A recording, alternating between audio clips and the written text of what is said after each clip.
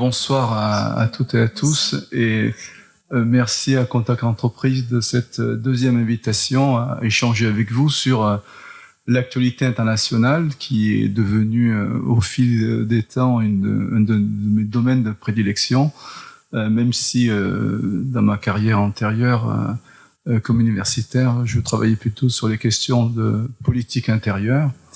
Mais comme vous le savez, il n'y a plus tellement de frontières entre les enjeux de politique intérieure et les enjeux de politique internationale, et ce qui fait que je suis malgré moi devenu ce qu'on appelle dans notre jargon académique un spécialiste des linkage politics, c'est-à-dire des liens, de l'intersection entre les enjeux intérieurs, nationaux, et les enjeux internationaux.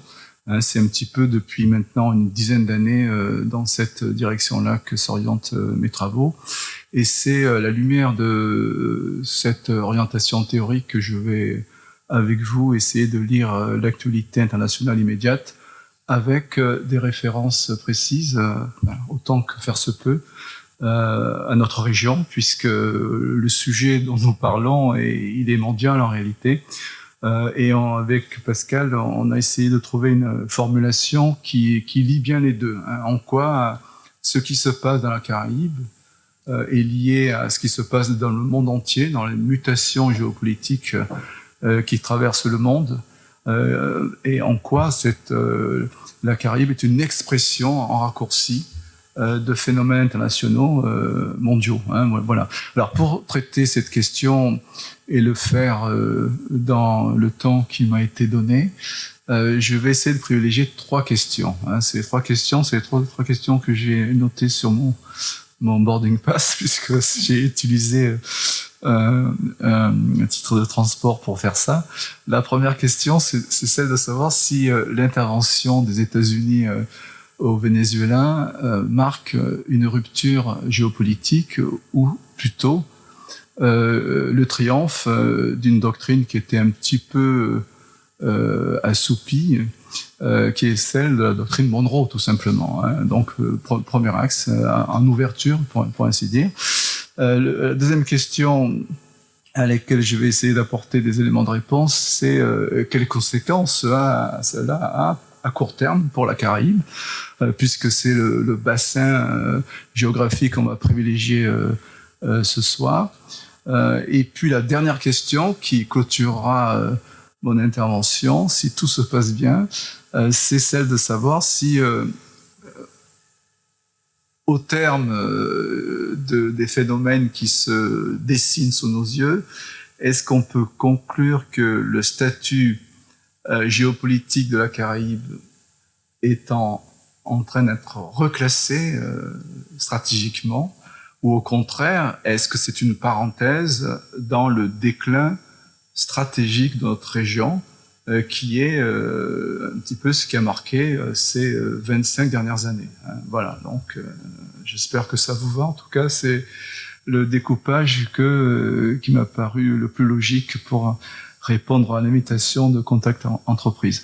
Premier point, l'intervention des États-Unis donc au Venezuela au début de cette année, puisque les faits c'est le 5-6 janvier.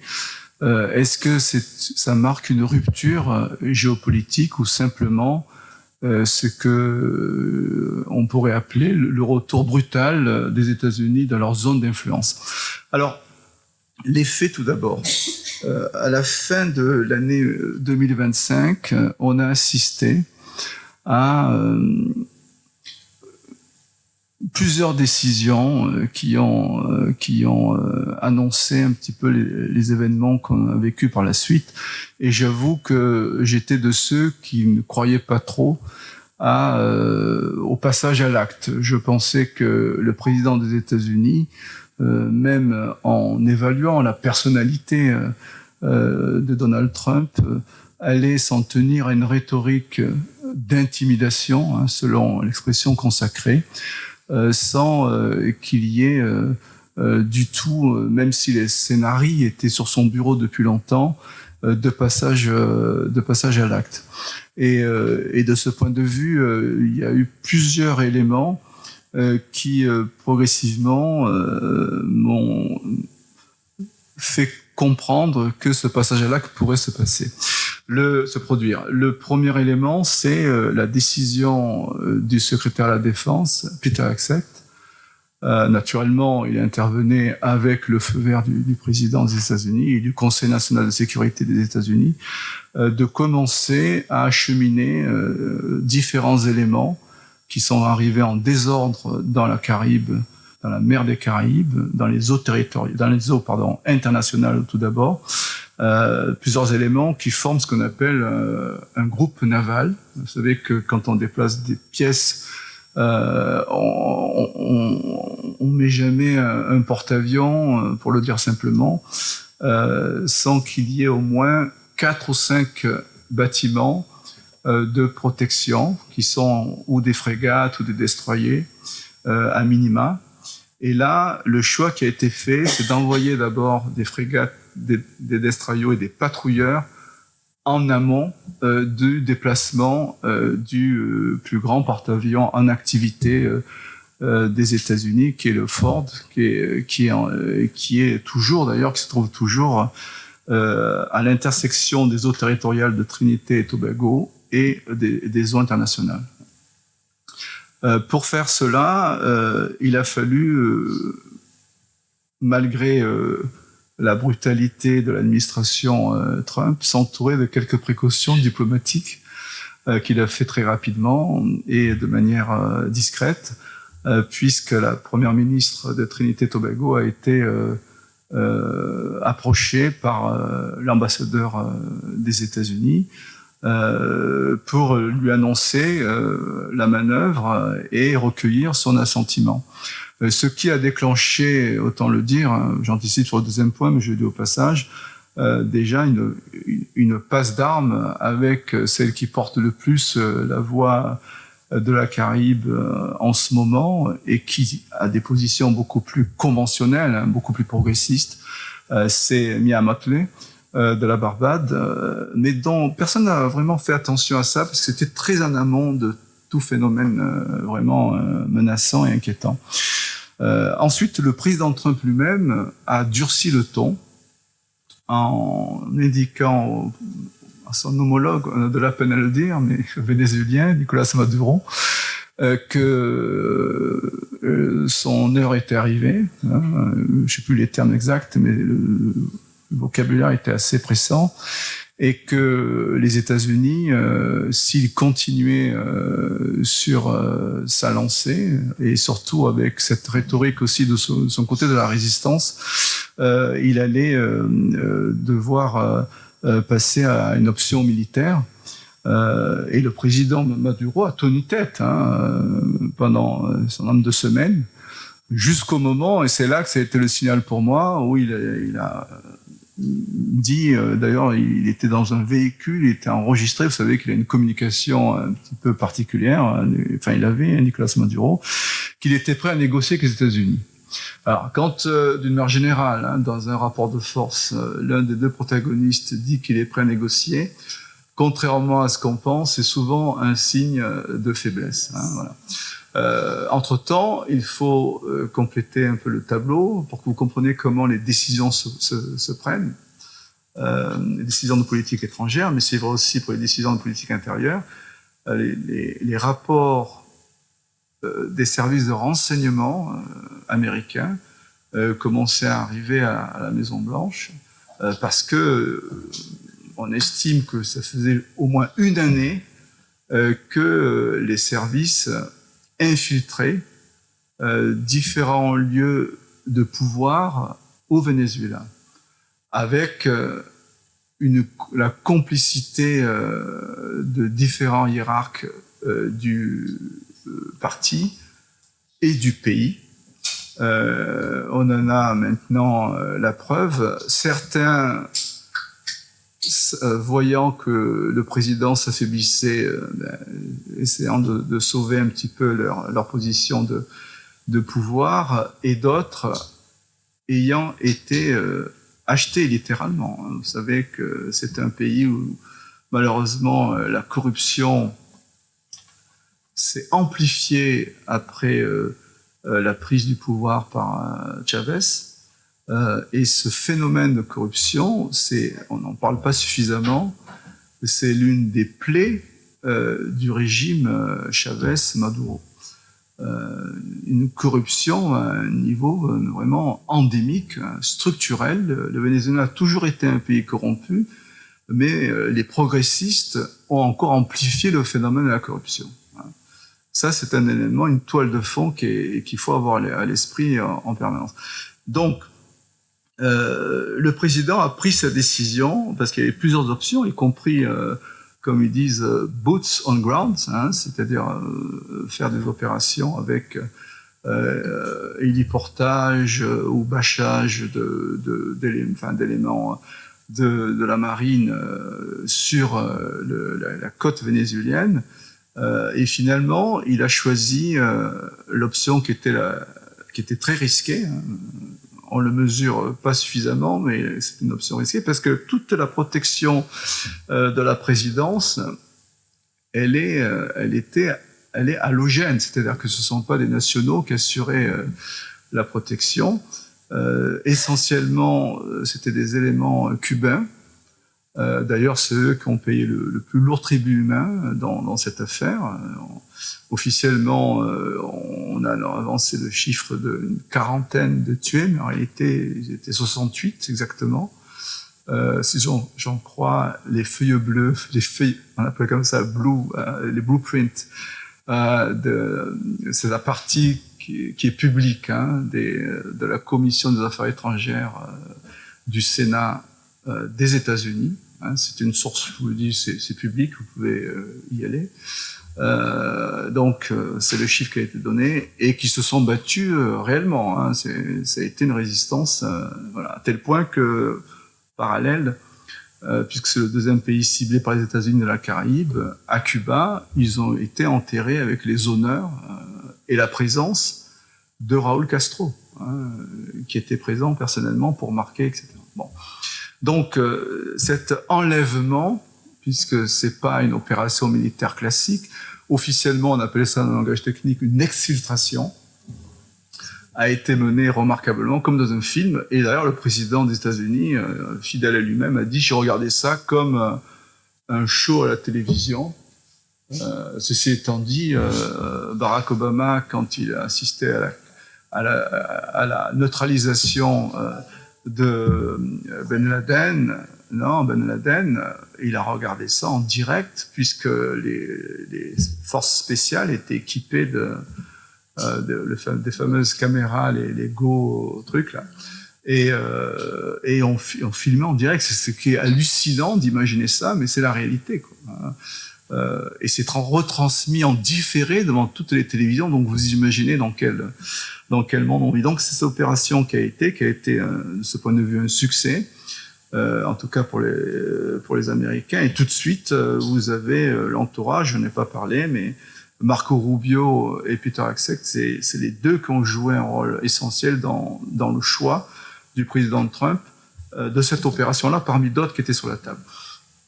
Alors, je réponds parce que je suis en train de voir que je m'enfonce dans les détails, je réponds pas à la question. De mon point de vue, ce n'est pas une rupture du tout dans la géopolitique mondiale, c'est le retour de la doctrine Monroe, alors que le président Trump appelle, comme vous le savez, avec la modestie que le caractérise Donroe, Donald et Rod Monroe, où les États-Unis ont toujours cherché à affirmer leur domination, leur suprématie, leur hégémonie dans ce qu'ils appellent l'hémisphère occidental, c'est-à-dire leur arrière-cour, pour employer le langage de la guerre froide. C'est une constante. On ne compte plus le nombre d'interventions des États-Unis au XXe siècle, pour pas remonter plus avant, parce que jusqu'à la guerre hispano-cubaine, par exemple, où les États-Unis étaient en sous-main. Il faut pas oublier que les États-Unis ont été les alliés des élites cubaines pour l'acquisition de leur indépendance, parce ils dominaient déjà l'économie et c'était bien commode pour eux. Mais au XXe siècle, il y a eu une quantité, ça suffit au moins une quarantaine d'interventions des États-Unis, que ce soit en Amérique latine, en Amérique centrale ou dans les Caraïbes. Il y a un roman, et ça me permet d'ailleurs de rendre hommage à ce grand écrivain que mon cousin Boris a bien connu, Mario Vargas Llosa, péruvien de nationalité, mais vraiment universel par à la fois la connaissance et surtout le talent littéraire. Il a écrit, je crois que c'est son avant-dernier roman, qui s'intitule Temps sauvage, et qui est Tiempos Salvajes en espagnol, et qui est remarquable parce que, alors je cite souvent ça à mes étudiants parce qu'ils ont du mal à lire les articles scientifiques que nous écrivons dans les revues de relations internationales, mais c'est plus facile pour eux de lire un roman, et vraiment ce que je dis là, il aurait pu le décrire avec des détails et puis un talent oratoire que je n'ai pas, et ça justement il explique comment se décider ce qu'on appelle le regime change dans le langage des stratèges entre guillemets états-uniens, quand on décide de débarquer un président. Souvent, c'est pour faire suite au mécontentement, je m'excuse de dire ça dans cette assemblée, mais des puissances économiques installées. Donc, et oui, ça se passe comme ça, où le président n'est pas assez compliant, donc on le sort du jeu. Hein. Et donc il explique ça très bien. Donc il y a une très très longue tradition des États-Unis d'intervenir dans la zone, et c'est donc un retour brutal du principe de réalité que cette opération signale. D'ailleurs, Marco Rubio, donc qui est le ministre des Affaires étrangères, Secretary of State aux États-Unis, ça veut dire ministre des Affaires étrangères. Lui, comme vous le savez certainement, c'est un sénateur de Floride qui a été le plus engagé pendant tout le temps où il était sénateur. Il siégeait à la commission des Affaires étrangères du Sénat. Donc, il a été le plus engagé pour convaincre les administrations successives de se réinvestir dans la zone Caraïbe, dans la zone Amérique centrale, dans la zone Amérique latine. Et le chiffon rouge qui n'a cessé d'agiter était la pénétration de la République populaire de Chine. Et c'est factuel. La Chine n'a cessé de gagner des parts de marché, pas simplement au plan économique, en termes d'influence, en Amérique latine, en Amérique centrale et dans la Caraïbe. Dans la Caraïbe, pour pas être trop long, il n'y a pas un pays, je parle des pays, donc des États souverains, dans lesquels la Chine ne finance pas une infrastructure. Et si je prends la Caraïbe anglophone, à savoir les plus grands pays, Jamaïque, Trinidad et Barbade, il n'y a pas dans ces trois pays une grande infrastructure qui n'a pas été construite et financée par la Chine. En Jamaïque, pour vous donner une idée, il n'y a qu'une grande autoroute qui traverse le pays de Kingston, enfin de l'aéroport jusqu'à Montego Bay, c'est les Chinois. D'ailleurs, c'est une autoroute qui a créé une espèce de débat local parce que il y a un péage. Et ce qui veut dire qu'il y a une certaine clientèle qui peut utiliser cette autoroute et pas tout le monde. Il y a eu des manifestations d'ailleurs. Aussi parce que les Chinois sont arrivés avec non seulement leurs matériaux, mais leurs ouvriers, leurs ingénieurs, leurs bureaux d'études. Et donc, la société civile jamaïcaine s'est mobilisée. À Trinidad et Tobago, il y a un complexe, le complexe où se passe, puisque c'est bientôt la saison, comment ils appellent ça, Carnival Contest, la compétition des groupes, vous savez, pour le carnaval, c'est une infrastructure chinoise. C'est immense. Hein. c'est chinois. D'ailleurs, on voit la signature architecturale, qui n'est pas toujours très heureuse, mais bon, c'est efficace, ça marche, il y a la clim, il y a tout ce que vous voulez. Bon, voilà. Et Barbade, eux, c'est un grand hôpital, alors j'oublie le nom, qui a été financé par la République de Chine. Je ne descends pas dans les plus petits États, mais près de nous quand même, de clin d'œil. Au nord, la Dominique. Vous avez alors là, il y a la route qui a été refaite. C'est les Chinois qui ont terminé l'aéroport.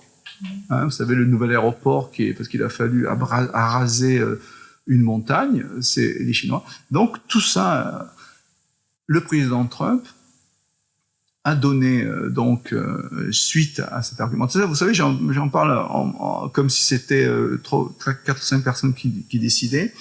Mais il faut savoir que dans la psychologie de ce président, je m'excuse de le dire comme ça, mais c'est vraiment ce qu'on me dit de source sûre, presque le dernier qu'il voit en consultation qui emporte le truc. Hein. Et ça montre aussi que c'est un président qui, contrairement aux autres, il ne lit pas les notes. Vous savez, le métier de président, dans beaucoup de pays occidentaux, c'est ça, c'est lire du matin jusqu'au soir des notes, des rapports, etc. Ce qu'on appelle de l'aide à la décision, de les annoter ou pas, et c'est comme ça, entre la réalité et la décision, enfin la prise de décision, ce ne sont que des papiers que les présidents lisent, tous les types de papiers. Et le président Trump, il ne lit pas. Ça se fait il commence à avoir un âge où on a une faculté de travail qui est limitée. Je ne sais pas si vous êtes au courant, mais actuellement, c'est 2 heures. Il ne peut pas se concentrer plus de 2 heures. C'est-à-dire qu'il est présent physiquement au bureau, mais la capacité d'absorption on le surprend de plus en plus à s'endormir. Donc, il y a cette question-là. Hein. Donc, il faut bien avoir cela. Et comme les contre-feux sont affaiblis, aussi parce qu'il y a, je ne vais pas parler de ça, il y a le poids de tous les, on va dire, les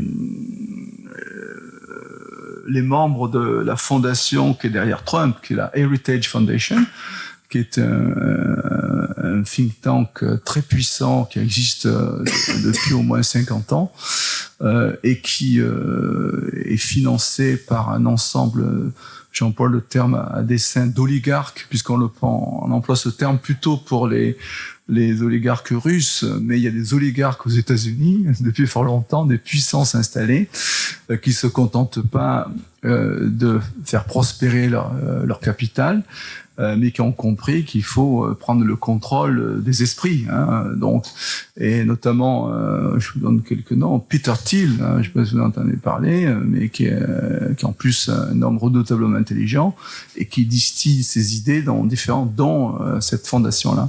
Et donc, le président est entouré en permanence. Alors, c'est sûr que ça nourrit ce qu'il pense déjà, mais il y a tout cet entourage, cet environnement-là qui le maintient en permanence dans un certain état d'esprit. Donc la décision est prise, et puis le bras de fer a commencé avec Delcy Rodriguez, qui est devenue la présidente, puisque c'était la vice-présidente jusque-là, et vous avez noté qu'elle a déjà pris une décision, enfin elle a fait adopter une loi qui autorise l'investissement de compagnies américaines dans le secteur pétrolier. C'est plus large que le secteur pétrolier, le secteur des hydrocarbures, alors que le président Chavez avait nationalisé le secteur, hein, comme vous le savez. Donc, désormais, en tout cas juridiquement, les compagnies américaines, il n'y en avait plus qu'une qui était présente, c'était Chevron, peuvent réinvestir dans le pays. Sauf que l'état des infrastructures est tellement pitoyable que pour l'instant, et là ma seule source c'est le New York Times, les grandes compagnies demandent beaucoup plus de garanties à l'administration Trump, parce qu'on parle de milliards d'investissements. Vous savez, pour remettre en état la capacité de production actuellement du Venezuela, de la compagnie nationale, c'est même pas 30%, ouais, je crois qu'ils sont remontés à 30% de ce qu'ils sont capables de faire. Pourquoi? Parce que fuite des cerveaux, tous les ingénieurs sont partis, hein, ils ont été se vendre ailleurs, et on peut les comprendre, hein, parce que ça fait des années que le pays est en train de décliner progressivement, et puis il y a la corruption, une corruption endémique. Et le pétrole qu'on exploite avec des réserves qui sont colossales, hein, certes, c'est un pétrole libitumeux, c'est la veine de l'Euronoc, hein, c'est la même veine qui arrose aussi l'offshore guyanais. C'est pour ça qu'un jour ou l'autre, on peut avoir là aussi, passez-moi l'expression, le jackpot en Guyane, d'autant plus qu'il y a un texte qui est je crois qu'il est en discussion au Parlement français pour autoriser par dérogation la reprise de prospection. Pardon? Réautoriser, oui. Oui. Enfin, je ne sais pas si c'est le qualificatif que vous avez employé est justifié, puisqu'il y a des raisons aussi. Ouais, tout à fait. Et donc, voilà. Donc, c'est la même veine, et c'est un pétrole qui nécessite un processus technique de raffinage très long. Hein, c'est par opposition au pétrole de la mer du Nord, qui est du pétrole dit light, qui est plus facilement commercialisable sans opération très longue et coûteuse. Donc, c'est pour ça que toutes les compagnies, les majors américaines, regardent ça par le menu, parce que c'est des investissements très très lourds et qu'on ne fait pas si on n'a pas des garanties à moyen terme, c'est-à-dire au moins sur les 15 ans qui viennent. Donc, il n'est pas dit qu'il y aura un raz-de-marée de marée, si je peux dire, de compagnies américaines sur le pétrole vénézuélien. Donc, Et deuxième élément, deuxième décision que Desi Rodriguez a dû prendre, c'est la libération de prisonniers politiques qu'elle a pris dans la foulée, et tout ça pour se maintenir au pouvoir. Je me demande, vu la rapidité de ces décisions, si, et je ne suis pas le seul à le penser, il n'y avait pas un accord qui avait été passé avec elle via les services secrets américains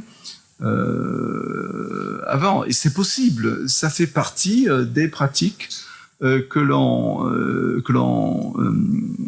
met en place dans ce genre de situation, et dans d'autres géographies. Les États-Unis ont recouru à ces pratiques-là. Hein. Donc, première question, je ne détaille pas plus, c'est le retour brutal des États-Unis dans leur zone d'influence, pleinement assumé, avec pas de considération du tout du bien-être de la population vénézuélienne, mais un argumentaire, une motivation extractiviste, puisqu'il a dit que c'est le pétrole qui l'intéressait au premier chef. Et donc, il n'y a même pas la précaution, la prudence ou même la bienséance d'envelopper un petit peu l'opération. C'est un retour impérial dans ce qu'il a de plus brutal. Hein. C'est pour ça que j'emploie le terme, au risque de choquer certains d'entre vous. Hein. Mais les États-Unis ont un passé impérial, même si le pays s'est jamais défini comme un empire. C'est le paradoxe, ils se définissent, ils insistent beaucoup sur la notion de république, et ils disent qu'ils ont été les premiers à décoloniser les colonies qu'ils avaient, et ce qui est vrai, hein, parce qu'ils ont compris très rapidement qu'ils pouvaient contrôler les pays sans que ces pays soient placés, ces territoires soient placés sous souveraineté. Un exemple, les Philippines ont été tout de suite après la Deuxième Guerre mondiale, c'est les États-Unis qui ont les accompagnés dans leur indépendance. Mais ils ont installé une base qui se trouve toujours. Hein, et on peut multiplier les cas comme ça. Les États-Unis comptent plus de 1000 bases militaires en dehors de leur pays. Donc vous voyez, en comptant leur territoire d'outre-mer, et ils en ont 14 de territoires d'outre-mer. Et sur la moitié, il y a des bases militaires.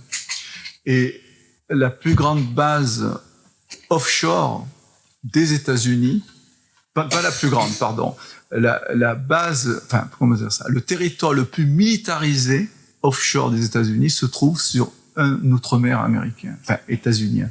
C'est Guam, à Guam. Quand on rapporte le niveau d'équipement militaire à la superficie, c'est Guam qui bat tous les autres. Et c'est une île qui est 2 fois plus petite que la Martinique, avec une population autochtone qui a été réduite dans 1/3 de l'île. Les 2/3, c'est une base qui est, au moment où nous parlons, enfin, en cours d'extension. C'est un véritable, c'est une plateforme militaire précieuse pour les États-Unis parce qu'elle est à équidistance de différents points stratégiques. Elle est placée comme si c'était fait un porte-avions qu'on disposait là. Et les États-Unis ont le même dans la zone Indo-Pacifique. C'est une île qu'ils louent au Royaume-Uni, puisque c'est un territoire d'outre-mer qui appartient au Royaume-Uni, qui s'appelle donc l'archipel des Chagos, et c'est l'île de Diego Garcia, qui est le pendant de cette zone Indo-Pacifique qui est au centre de la compétition stratégique mondiale. Voilà. Donc, je pense avoir répondu à la première question. Deuxième question, quelles conséquences à court terme pour la Caraïbe?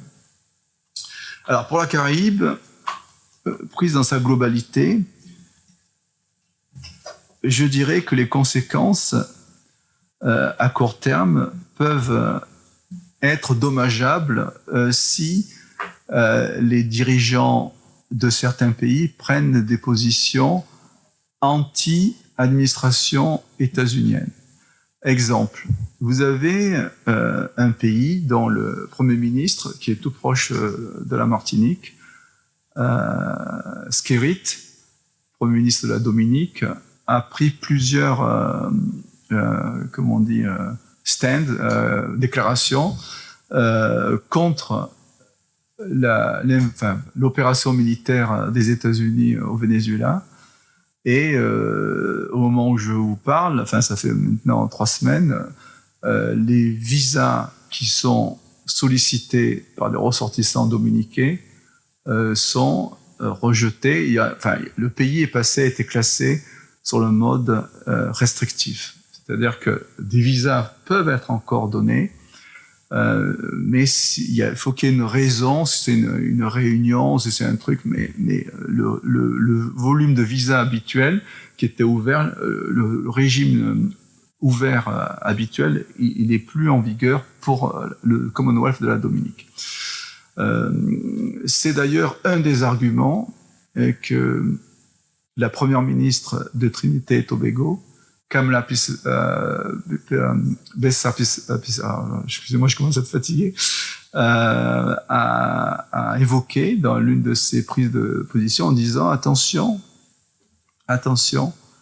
voyez ce qui arrive à la Dominique, qui vous arrivera demain si vous vous alignez pas sur ma position, en somme.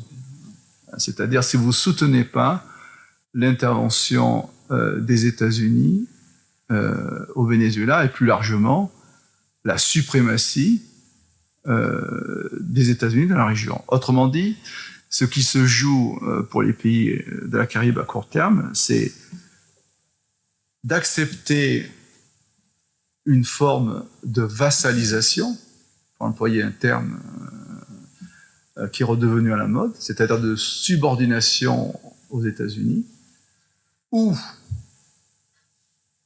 pour les pays dont les dirigeants ont un petit peu de nif, comme disent les Arabes. Nif en arabe, ça veut dire un peu le sens de l'honneur et d'orgueil. Adopter ce qu'on appelle la prudence stratégique, c'est-à-dire ne rien dire, au moins, bon... Mais en diplomatie, ne rien dire, c'est une position. Ne pas condamner, mais de pas non plus applaudir, souscrire. Donc, si vous n'adoptez pas ces options-là et qu'au contraire vous dites, comme on dit, speak out, hein, comme on dit en anglais, là, vous risquez. Alors, ceci dit, je note qu'à ce jour, à ma connaissance, malgré ces prises de position réitérées, anti-administration américaine, et en tout cas intervention des États-Unis au Venezuela, la première ministre de la Barbade, enfin, son pays n'a pas été sanctionné, à ma connaissance, encore une fois. Hein. Peut-être que ça va se faire, mais il n'a pas été sanctionné. Hein. Et elle a été, c'est à ma connaissance, encore une fois, parce que je suis prudent, je n'ai pas eu le temps de vérifier un petit peu sur différentes sources où on en était ce soir avant de m'adresser à vous. C'est celle qui a été le plus loin dans une rhétorique anti-Trump et d'une manière vraiment claire. En ce moment, bon, vous savez qu'il y a une campagne électorale à Barbade. Je la suis sur un réseau social que vous connaissez bien. Et elle ne se prive d'aucune précaution oratoire pour dénoncer non seulement les décisions du président des États-Unis, mais aussi de ses homologues caribéens qui appuient le président des États-Unis. Hein. Donc, et ce qu'elle dit en somme, en quelques mots, rien ne peut autoriser un pays, si puissant soit-il, de violer impunément, comme il le fait, le droit international, la Charte des Nations Unies, le principe d'intégrité territoriale, de non-ingérence, etc., etc. Le fait que les autorités vénézuéliennes actuelles aient été impopulaires jusqu'à un certain point ne justifie en rien ce type d'intervention. C'est aux Vénézuéliens de décider quel type de dirigeant ils souhaitent avoir. Voilà la ligne, hein, la rhétorique, c'est sa ligne.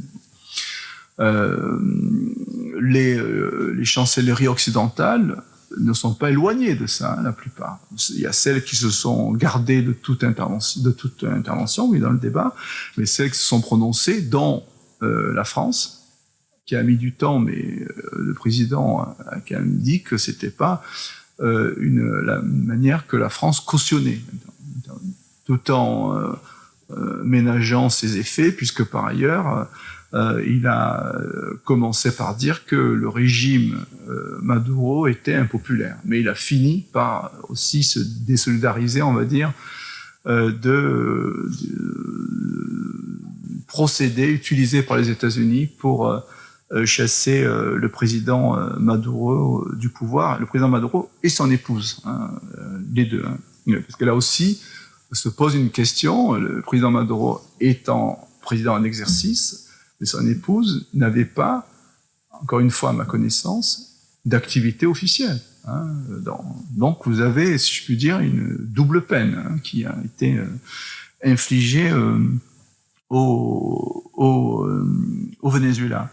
Donc la résistance a un coût, et les pays de la Caraïbe qui vont résister, mais c'est pas nouveau, vont devoir se préparer à faire face à ce coût. Voilà, on ne peut pas l'évaluer a priori, c'est pays par pays. Que dire encore? Oui, un grand pays comme la Jamaïque, et c'est là qu'on voit que les dirigeants se succèdent, parfois du même parti politique, mais avec des prises de position qui sont complètement différentes. Parce que le Premier ministre actuel de la Jamaïque, lui, il soutient ce qu'on appelle, dans le jargon des relations internationales, une position réaliste. Alors, le réalisme, c'est une théorie très ramifiée, c'est la théorie la plus employée dans l'analyse des relations internationales, c'est de considérer le monde avec pragmatisme tel qu'il est. Si on ne peut pas s'opposer à quelque chose, il faut composer. Hein, si vous ne pouvez pas battre un adversaire, il faut s'associer avec lui, s'allier. Hein. If you can't beat them, join them. Hein, c'est le fameux adage. Et la Jamaïque s'est alignée en disant, bah, écoutez, moi, ma mission de Premier ministre, c'est une position tout à fait honorable. Hein. Moi, j'ai la charge de conduire le peuple jamaïcain. Et le premier volet de cette charge, c'est de m'assurer de sa sécurité. Donc, la sécurité du peuple jamaïcain me conduit à ne pas interférer avec ce à quoi la première ministre de Barbade répond, Mia Mottley, attention, aujourd'hui ça commence par le Venezuela, demain ça peut être un autre pays. Donc ce qui se passe au Venezuela, c'est la Caraïbe, le Venezuela. Là aussi, un autre débat, parce que pour certains pays caribéens, le Venezuela, c'est l'Amérique latine, ce qui est une lecture erronée. Le Venezuela, encore une fois, a toujours été, sera toujours un pays caribéen, à plus d'un titre. Vous savez que par beau temps, on voit le rocher le plus avancé du Venezuela, dont j'oublie chaque fois le nom, de Trinidad. Et que les relations entre populations ont toujours été très très proches. Moi-même, je suis issu d'une famille, côté maternel, dont les liens avec le Venezuela sont attestés. Hein. Ma mère elle-même étant née au Venezuela, j'ai de la famille au Venezuela, enfin nous avons, puisque il y a un autre élément de la famille présent ce soir. Donc, vous voyez, ce sont des réalités et si vous creusez dans vos familles respectives, je suis sûr que vous avez des liens qui se tissent dans tout le bassin et au-delà, hein, avec les phénomènes migratoires. Donc, c'est une réalité. Pourquoi je parle de ça? Parce qu'une des conséquences pour la Caraïbe, ça a été cette fracture au sein de la CARICOM. Hein, il faut savoir que Mia Mottley, elle, pour l'instant, elle est le chef de file d'une petite minorité de pays. La majorité ou ne s'est pas prononcée, ou s'aligne sur la position de Kamala Bissessar-Pessar, la première ministre de Trinidad. C'est-à-dire, vaut mieux se ranger du côté des États-Unis. Et on n'avait pas eu de clivage idéologique aussi profond depuis... La dernière fois, c'était l'intervention des États-Unis à Grenade. Hein, c'est là qu'on avait une grande fracture dans la région. Donc tout ça, ce sont des conséquences pour la région, avec aussi une autre conséquence que vous devez avoir à l'esprit également, c'est que le Venezuela, malgré toutes ses insuffisances, avait essayé à porter au crédit, malgré tout, de la politique étrangère menée par ces deux dirigeants successifs, Chavez et Maduro, mis en place un programme qu'on appelait Petrocaribe.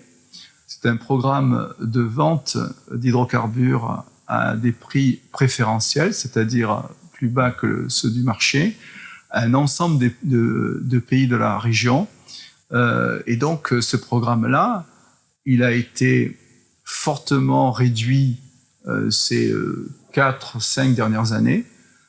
Un des pays qui a été fortement impacté par cela, c'est Cuba, d'où la multiplication des périodes, on les compte plus, une période spéciale à Cuba où il y a très peu d'électricité tous les jours, etc.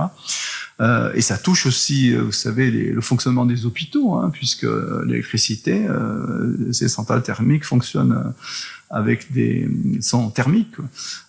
Et puis d'autres pays qui étaient dépendants de Cuba aussi pour s'approvisionner en hydrocarbures à des tarifs préférentiels se trouvent en difficulté, mais pas qu'au niveau énergétique.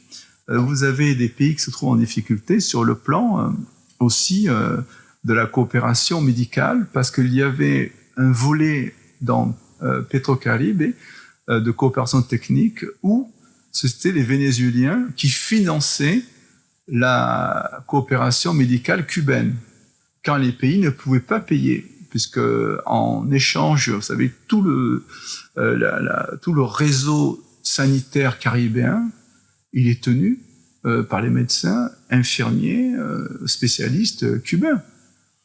À Sainte-Lucie, que je connais bien à plus d'un titre, vous avez un nombre de médecins, et en plus de ceux qui sont installés à demeure, vous avez des campagnes d'intervention chirurgicale qui sont organisées chaque année dans différentes spécialités, ophtalmo, pour la cataracte notamment, etc., en gastro-entérologie, en urologie, etc., par des médecins cubains qui viennent, ils passent 3 mois, ils opèrent, ils continuent dans la Caraïbe.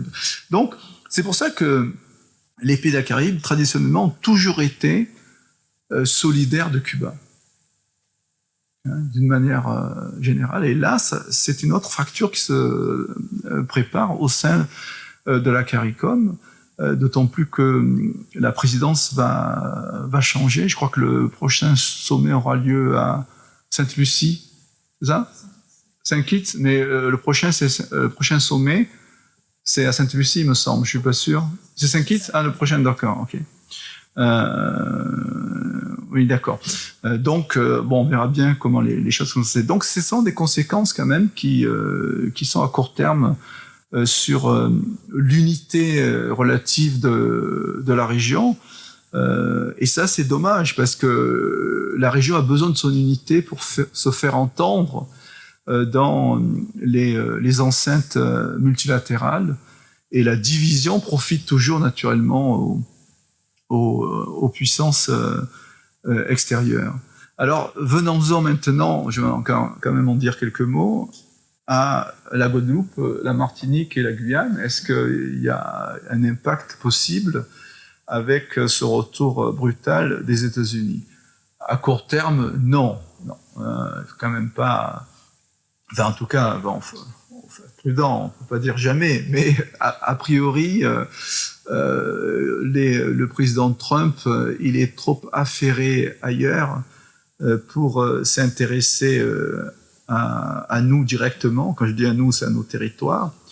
C'est sûr que la Guyane ne lui déplairait pas, probablement, puisque des trois, c'est le seul qui a des ressources qu'on n'a pas fini d'explorer, d'ailleurs qui sont sous embargo finalement. Elles sont sous embargo en offshore, puisque vous savez que depuis la loi du ministre dont vous avez cité le nom, en l'affublant d'un adjectif que je ne reprendrai pas,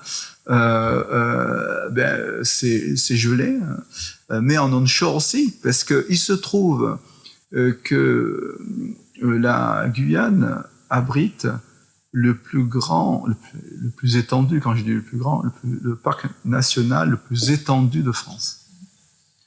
Et naturel, oui, national, parce qu'il y a plusieurs catégories de parcs naturels. Oui. Il y a la Martinique, c'est un parc naturel régional. Voilà, il y a une catégorie nationale. Et il se trouve que les ressources onshore minières qui sont répertoriées. Vous savez que le BRGM a sorti, d'ailleurs c'est le drame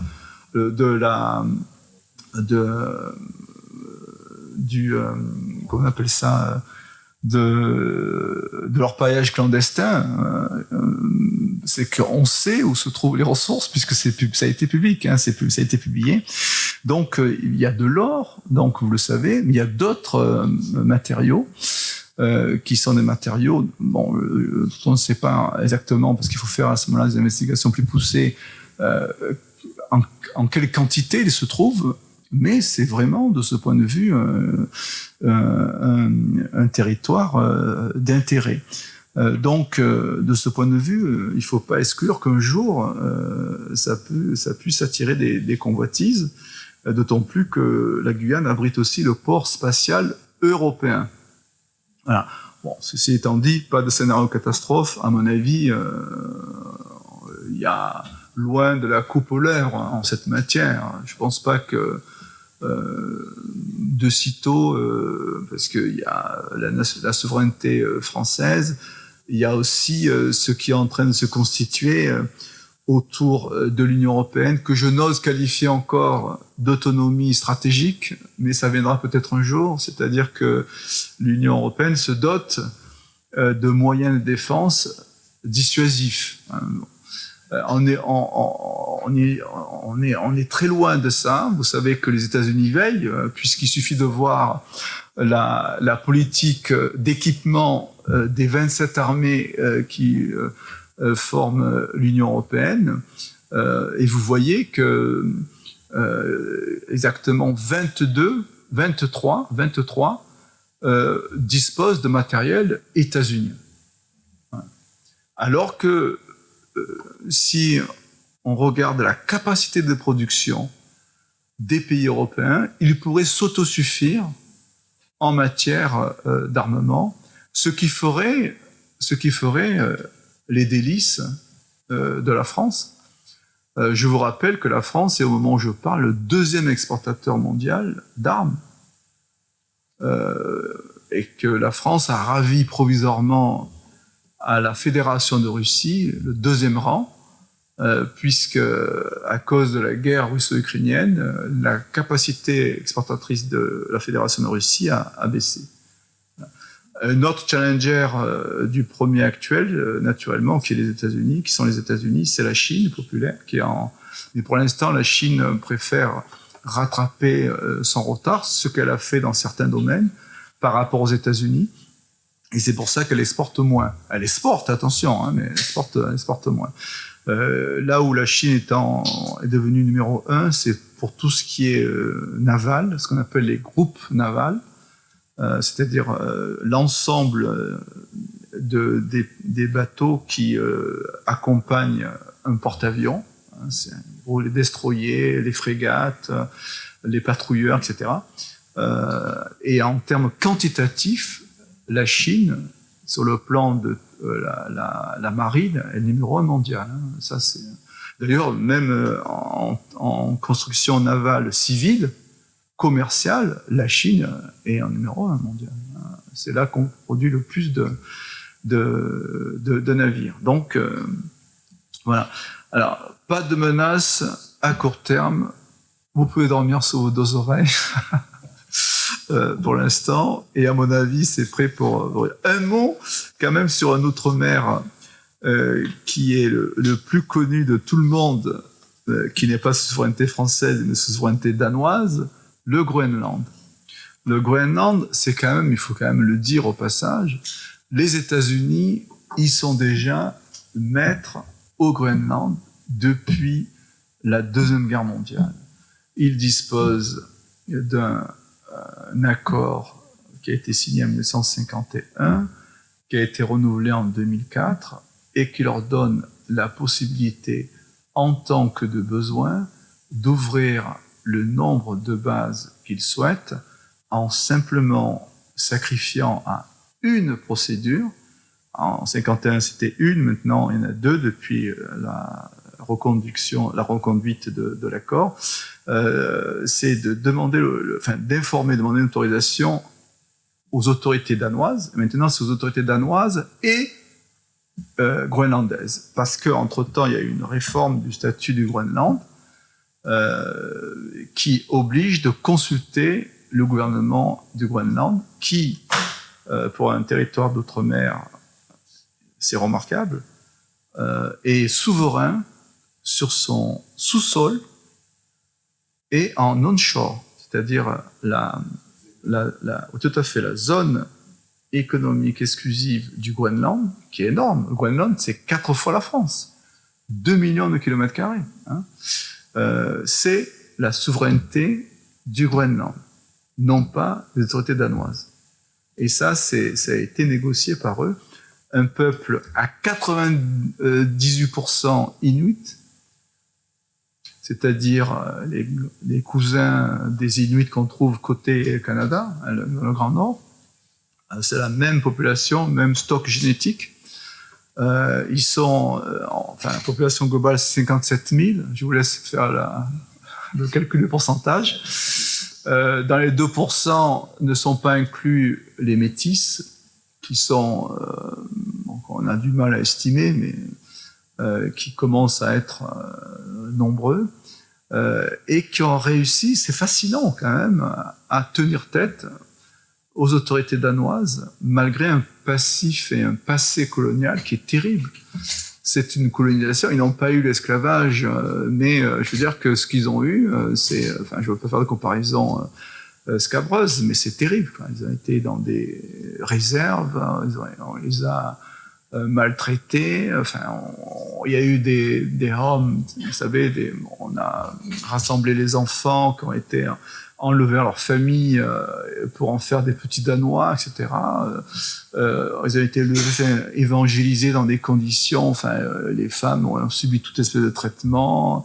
Ont été stérilisés parce qu'on estimait que la natalité était trop importante. Enfin, ils ont subi toute la panoplie qu'on peut imaginer sous le régime colonial. Bon, on dirait que c'est du pléonasme, puisque tous les régimes coloniaux sont par définition plutôt liberticides à tout point de vue, mais on leur a rien épargné au nom, en plus de la religion, et pas de n'importe quelle religion protestante, de surcroît, si je puis dire. Bon.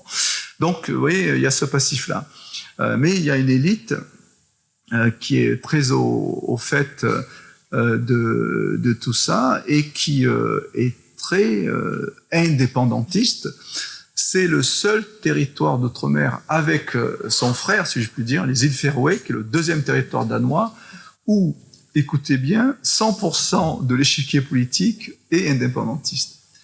Le débat, c'est pas anti-indépendantiste versus indépendantiste, c'est quand et comment on aménage le projet d'indépendance. À tel point que on ne sait pas si bien dire, la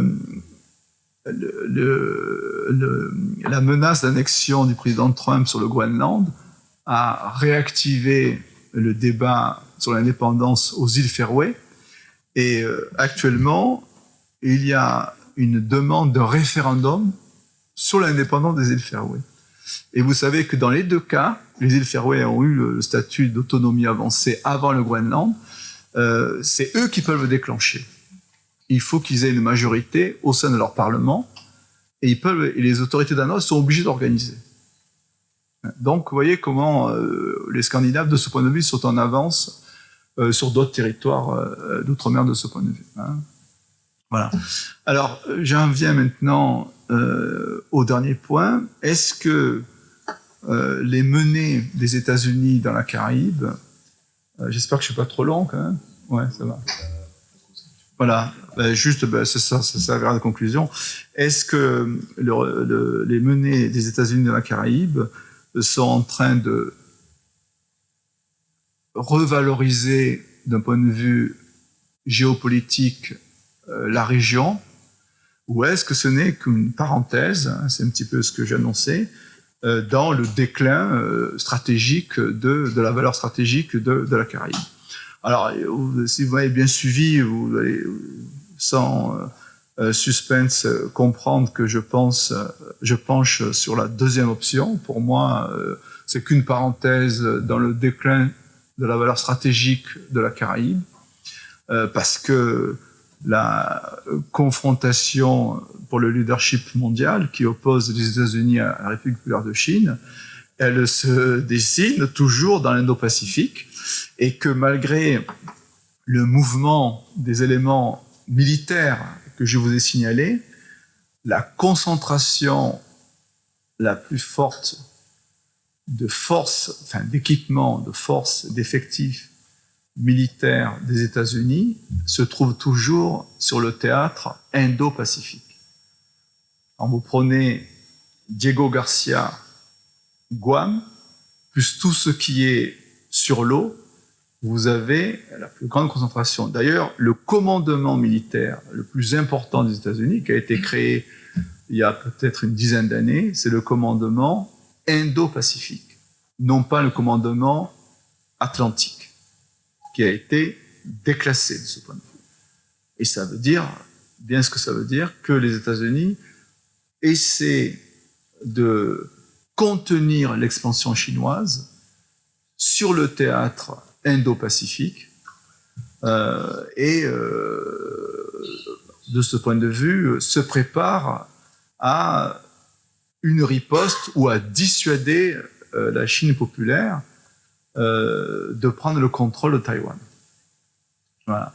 Voilà pour m'arrêter là.